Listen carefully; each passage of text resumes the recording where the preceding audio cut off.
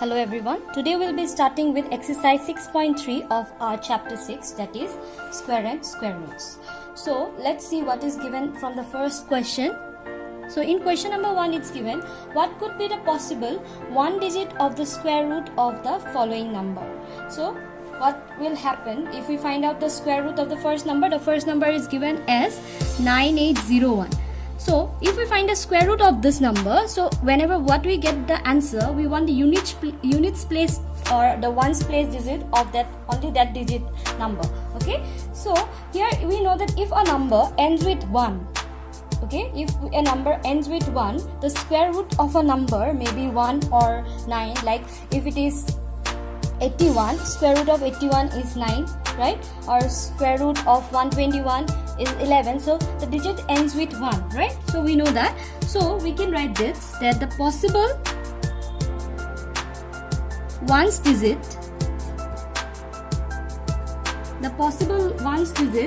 of the square root, this is the square root symbol, all of you know, square root of 9 is 1 or 9. It can be either 1 or 9. Okay, so when we find out the square root of this, you will see the answer might be ending with 1 or 9. Similarly, we have few more. Question number 2, we have 99856. So if the number ends with 6, so we know it can be, the possible one digit can be 4 or 6. These are just 1 mark questions. So the possible ones digit, you have to go back to the properties. It will help you to find this easily. So this is 99856 is either 4 or 6.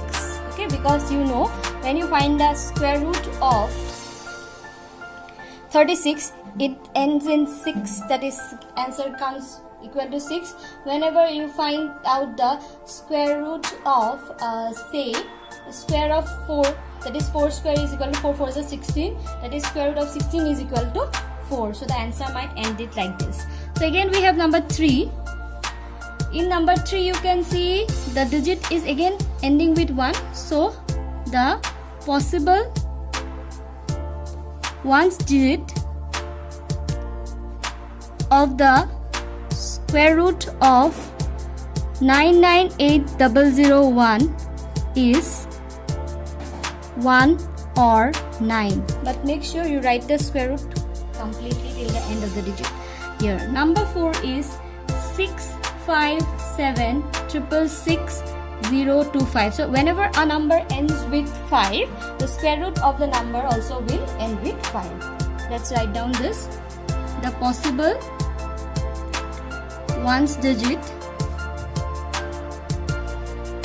of the square root of the number 657666025 is 5.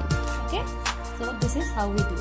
Now we'll see question number 2. Without doing actual calculation, find the number which are surely not perfect squares. Okay, so we know that the perfect square numbers might end with, this is for question number 2, might end with 1. Okay, might, not that every number that ends with 1. So might end with 0, 1, 4, 5, 6, 9 or even number of zeros, not only odd number of zeros. But if a number ends with 2, 3, 7 or 8, it cannot be a perfect square number. So if you see here, question number 1 has 3, 2 has 7 and 3 has 8 in it. So it cannot be perfect square number. So let me write down the thing. So here you can see I have the solution for question number 2. You can directly write this, that these are not the perfect square number. This is for your understanding. I have written down the statement that a perfect square number may end with 1, 4, 5, 6, 9 or even number of zeros. But if a number ends with 2, 3, 7 or 8, it cannot be a perfect square number. So here you can see it's 3, this is 7 and this is 8. So it cannot. But in the last case the number is 441 in question number 4. So that might be a perfect square number because it ends with 1. Okay, now we will move on to question number, next question number. Now see, question number 3 will not be required. Okay, as we are omitting, I have already mentioned you that we are omitting few of the non-important, the questions that are not very important. So we are trying to omit this. So question number 3, that is repeated subtraction. If you want, you can go through it by yourself, but this is not required for your current curriculum that we have made it for our school. So question number 3, not required. Okay, so we'll move on to question number 4. So in question number 4, what is given? Find the square root of the following numbers by prime factorization method.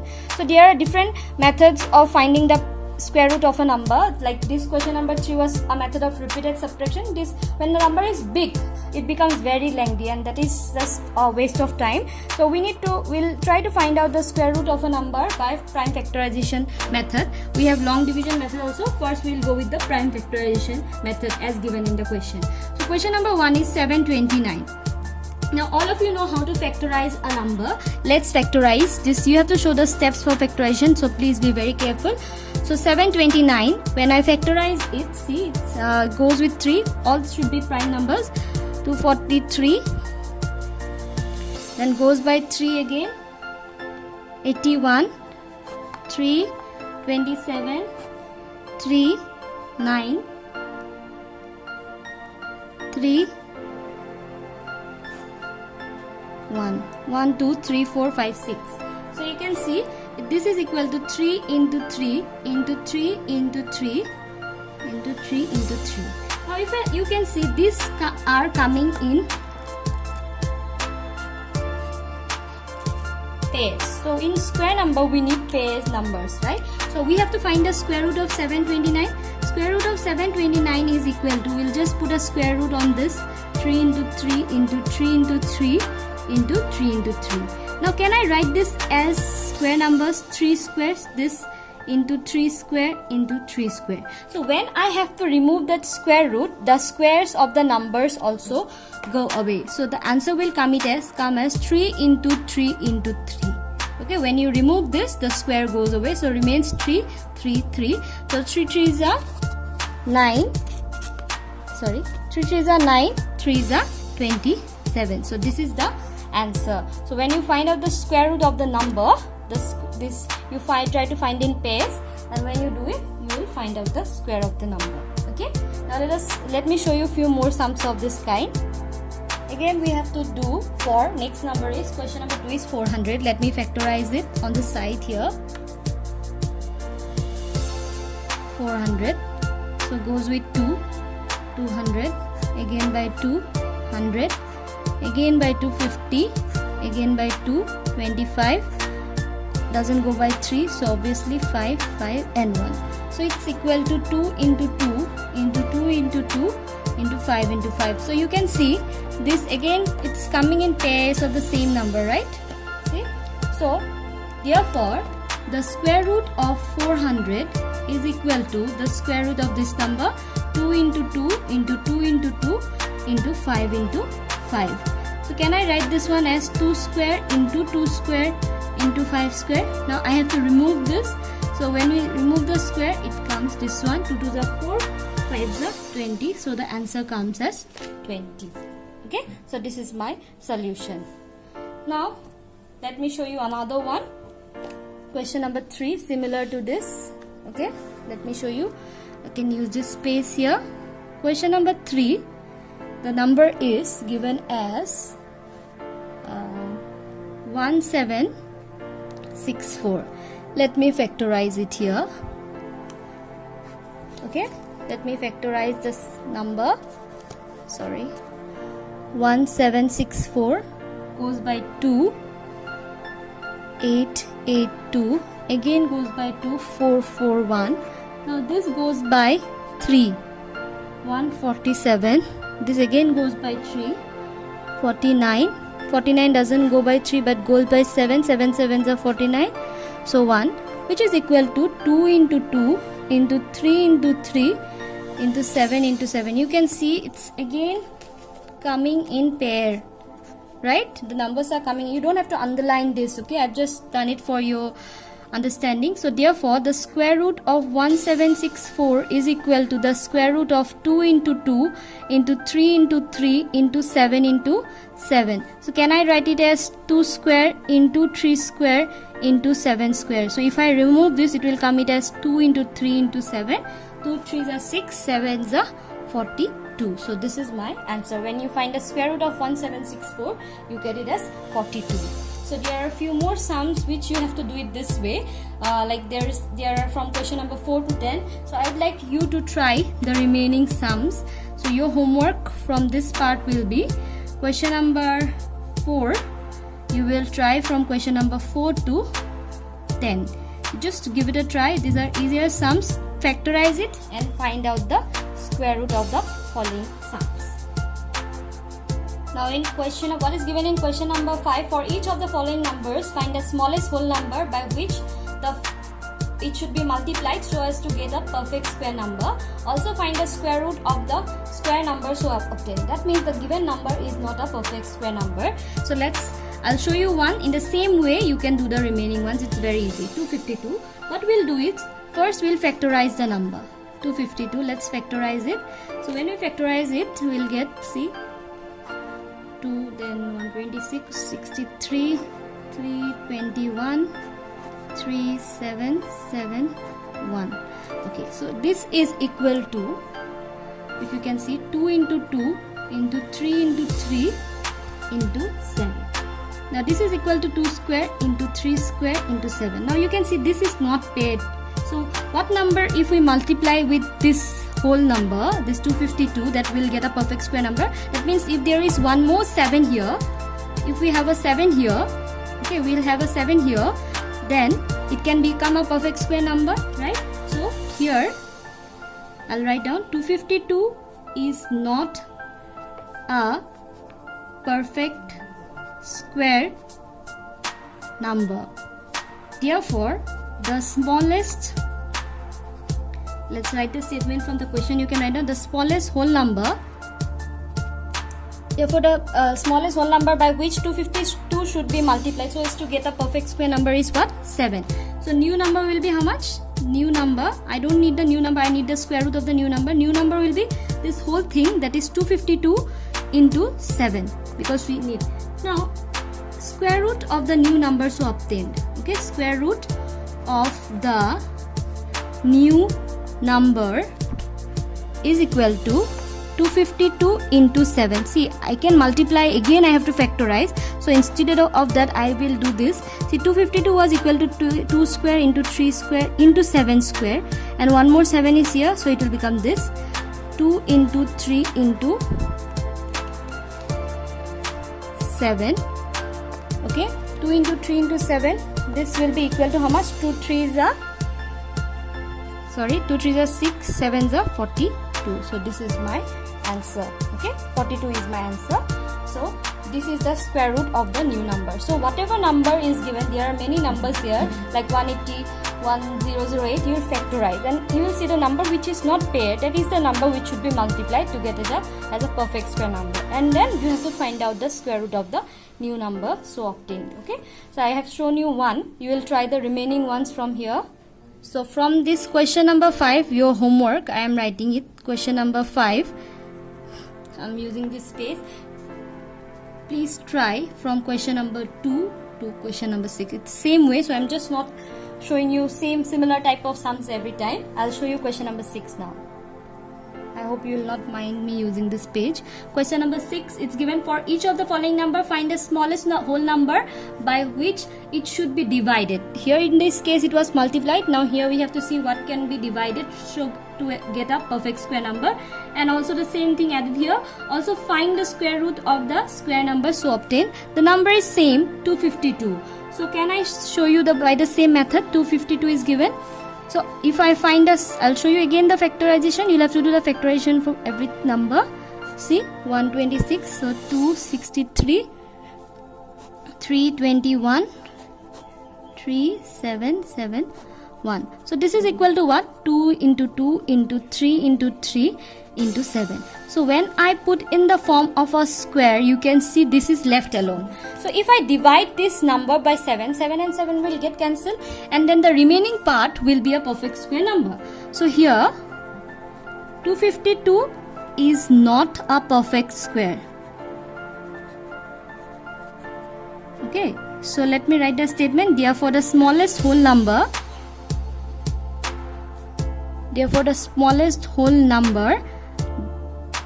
by which 252 should be divided is 7, because it's not paired. New number will be how much? New number will be equal to the previous number, that is 2 square into 3 square into 7 square, or you can write just 25 square divided by 7. See, this is my new number. So therefore square root of the new number will be equal to what? See, square root of the new number, this was my new number, so 2 into 3, which is equal to 6. Okay, so this is the thing. So in the same way you have to divide here, that's just the difference. I have the homework for you, the remaining sums. Okay, the homework will be question number 6 from 2 to 6, the remaining sums. Please try it this way. Okay, the similar way you will be doing the sums. Now my next number is question number 7. It's given the students of class 8 of a school donated rupees 2401 in all for the Prime Minister's National Fund Relief Fund. Each student donated as many as rupees as the number of students. Find the number of students in the class.